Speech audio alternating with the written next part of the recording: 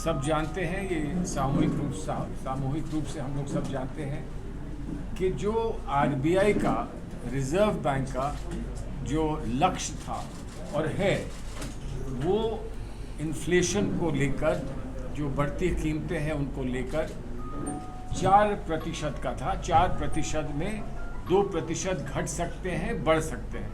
वैसे भी एक बढ़ते हुए अर्थव्यवस्था में जो डेवलपमेंट या जैसी स्थिति भारतवर्ष की पिछले 10-20 वर्ष में रही है, उसमें माना जाता है कि उसमें लक्ष्य 4% ही होना चाहिए।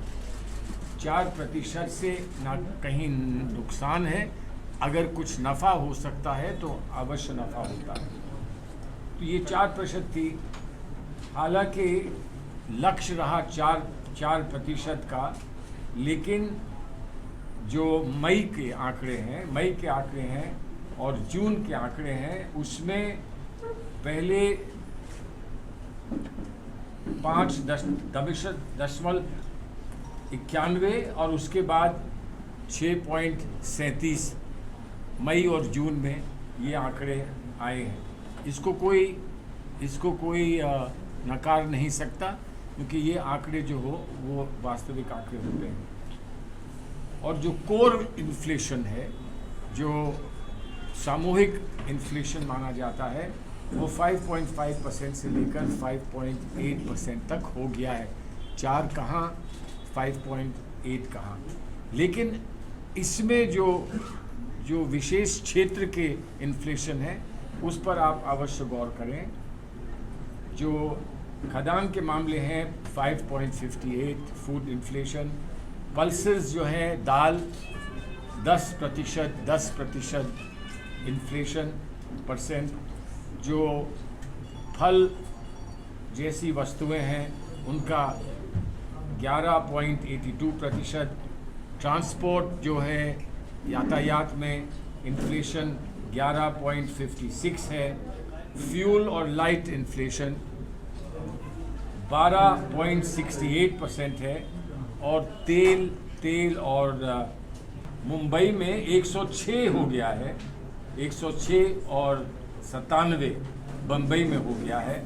एलपीजी दिल्ली में 835 रुपये सिलेंडर है।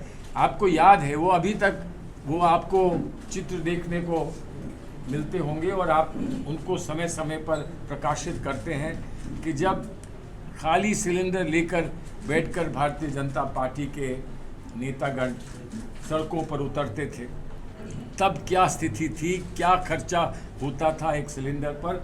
और आज जब 835 सिलेंडर हो गया है, जो पटना में आपके पड़ोस में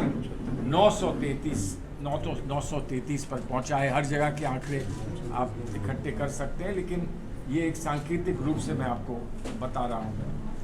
और ये तब हो रहा है जब जो कच्चा तेल होता है वो करीब 75 US डॉलर्स हर बैरल का है, 75 US डॉलर्स का है।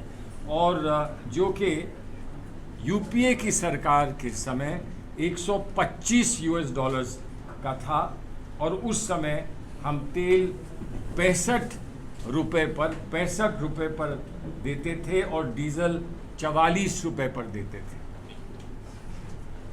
और इसका एक ही मतलब है कि सरकार पैसे इकट्ठा करने के लिए लगातार सेस लगाती जा रही है और वो उसकी सरकार की जेब में जा रहा है। अब सरकार ने हाथ उठा दिए हैं अर्थव्यवस्था को लेकर। अब सिर्फ अपना खर्चा पूरा करने के लिए वो गरीब व्यक्ति पर ये बोझ डाल कर, सेस बढ़ा कर, कीमतें बढ़ा कर चलाने की कोशिश कर रही है।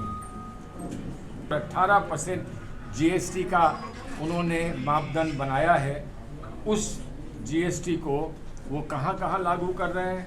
टूथपेस्ट पर लागू कर रहे हैं, टॉयलेटरीज पे लागू कर रहे हैं, जो खाना आता है, प्रोसेस्ड फूड आता है, उस पे कर रहे हैं, और घर में साधारण सामान जो घर में इस्तेमाल होता है उस पर लागू कर रहे हैं।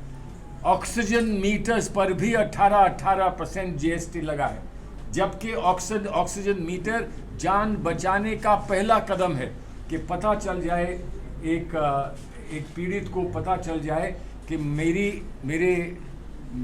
मेरे जिस्म में ऑक्सीजन का एब्सॉर्प्शन जो है वो क्या 90 है या 90 से ऊपर है या 90 से नीचे है, इतना पता करने के लिए ताकि वो तत्काल किसी अस्पताल में जाकर अपना उपचार करा सके, वहाँ भी 18% जीएसटी लगाया गया है। एक और बात ये है कि कहीं कहीं आप अगर बाज़ार में कुछ चीज़ खरीदें किसी विशेष व्यक्ति से तो लगता है कि ये इतना सस्ता कैसे है, जब माल वही है जो माल बाज़ार में और जगह पर है और 2500 का बिक रहा है, कहीं ब्लैक हो रहा है तो 4000 का बिक रहा है, तो ये यहाँ पर कैसे 800 में और 900 में बिक रहा है। तो पता ये चलता है कि जो भारत के लोगों के सहयोग के लिए माल भेजा गया था उसको भी किसी और रास्ते से 800 और 900 में बेचा जा रहा है। 800-900 कम होते हैं, लेकिन जो चीज़ मुफ्त मिली है और जिसका निःशुल्क बंटवारा होना चाहिए उसको 800-900 में बेचना हम समझते हैं कि एक बहुत बड़ा अत्याचार। हमेशा बढ़ती हुई दरों को हमेशा एक लोकतंत्र में बहुत पैनी नज़र से देखा जाता है, लेकिन जब स्थिति ऐसी हो जैसी कि हमने पिछले 2 वर्ष में देखी है तो फिर इन्फ्लेशन एक बहुत बड़ी समस्या, एक क्रूर समस्या बन जाती है और उस समस्या का सामना करते हुए हमें कुछ दिख नहीं रहा। 2-3 विशेष इसमें मुद्दे हैं कि जो ईंधन का की कीमत है, जिस तरह से पेट्रोल, डीजल और एलपीजी की कीमतें बढ़ रही हैं, और जब मैं कहता हूं कि वो बढ़ रही हैं तो हमको ये मानना पड़ेगा कि सरकार बढ़ा रही है, क्रूर सरकार है, जो दया जिसमें करुणा और दया कहीं देखने को नहीं मिलती, कि आज इनकी कीमतों को बढ़ाकर वो कितना अन्याय कर रहे हैं आम जनता पर।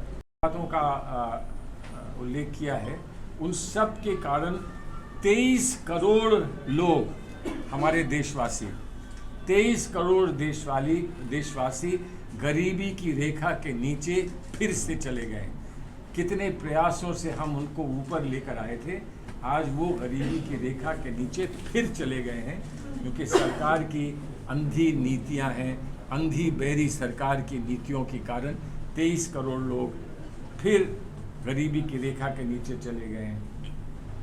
हमारा अपना जो टेन्योर था, जो समय था, उसमें हम 27 करोड़ को ऊपर लेकर आए थे, उसमें से 23 करोड़ फिर नीचे चले गए हैं और जो बचे हैं क्या पता वो कब जाते हैं। 2 करोड़ लोग ऐसे हैं जो अप्रैल और मई में रोजगार खो चुके हैं, नौकरियां खो चुके हैं अप्रैल और मई में इस वर्ष, और 97% लोग हैं जो पहले से नीचे, जिनको पहले से घटकर कम उनको जो वेजेस मिल रही हैं, उनको तनख्वाहें जो मिल रही हैं वो पहले से घट गई हैं। 97%, कम नहीं होता 97%। इसका मतलब ये है कि हमारी पूरी लेबर फोर्स और हमारे सारे काम करने वाले लोग आज तकरीबन 100% पहले से कम कमाई कर पा रहे हैं जाता है। तो इतनी बुरी स्थिति हो गई है, कोविड में हुई और अर्थव्यवस्था में हुई। उसके लिए दोष अगर हमको दे रहे हैं तो हमको ही सरकार हैंडओवर कर दें, ताकि हम ये बता सकें कि ये दोष किसका है और हम इसको फिर सुदृढ़ और ठीक कर सकें। ये मैं चाहता हूँ कि आप ये संदेश दीजिए। सरकारें बदलती हैं, जब चुनाव होते हैं, लेकिन जब सरकार बिल्कुल फेल हो जाए तो सरकार को इतनी सूझबूझ के साथ उस पद से अपने आप को मुक्त कर देना चाहिए, जो पद उनके लिए और देश के लिए इस समय इतना दुख पहुंचा रहा है उससे अपने आप को मुक्त कर दें। हम सरकार को चला के दिखाएंगे कि सरकार कैसे चलती है। The Blackboard, Best Coaching Institute of Ranchi. Vivekananda विद्या मंदिर स्कूल एक CBSE affiliated English medium coed school है। हम शिक्षा के साथ संस्कार देते हैं। thefollowup.in. Like, share, and subscribe. www.thefollowup.in